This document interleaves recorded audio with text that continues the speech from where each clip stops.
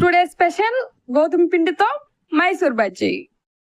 మైదా పిండికి ధీటుగా ఉంటాయి ఈ గోధుమ పిండి మైసూర్ బజ్జీ. బౌల్ తీసుకుని బౌల్లో 1 స్పూన్ వంట సోడా, పుల్లగా ఉన్న మజ్జిగ పుల్లగా ఉంటేనే మైసూర్ బజ్జీ కూడా స్మూత్ గా బజ్జీ కూడా మెత్తగా ఉంటుందండోయ్.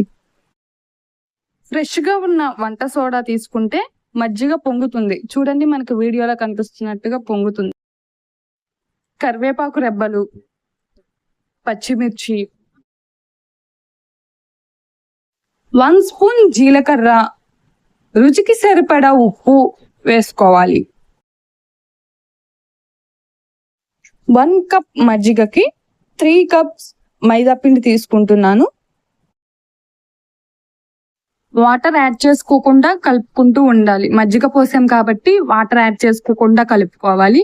తరువాత వాటర్ యాడ్ చేసుకుంటూ కలుపుకోవాలి. కొద్దిగా పోసుకుంటూ చూసుకుంటూ కలుపుకుంటూ ఉండాలి. పిండిని బాగా బీట్ చేసుకుంటూ కలుపుకోవాలి. మనం బీట్ చేసుకుంటూ కలుపుకోవడం వల్ల లోపలికి గాలి చేరి పిండి బాగా పొంగుతుంది. బజ్జీ అనేది పర్ఫెక్ట్ షేప్ లో వస్తుంది మనకి. ఇలా కలుపుకున్న తర్వాత 2 అవర్స్ మనం నానబెట్టుకోవాలి. 2 అవర్స్ తర్వాత మూత తీసి 1 స్పూన్ ఆయిల్ వేసుకుని మళ్ళీ బీట్ చేసుకోవాలి. బీట్ చేసుకుంటే పర్ఫెక్ట్గా వస్తాయి మనకి. స్టవ్ మీద ప్యాన్ పెట్టుకుని ఆయిల్ వేసుకుని బాగా హీట్ అవ్వనివ్వాలి. బాగా హీట్ అయిన తర్వాత మాత్రమే మనం బోండాలు వేసుకోవాలి. సిమ్ లో పెట్టుకుని మాత్రమే మనం బోండాలు హీట్ చేసుకోవాలి.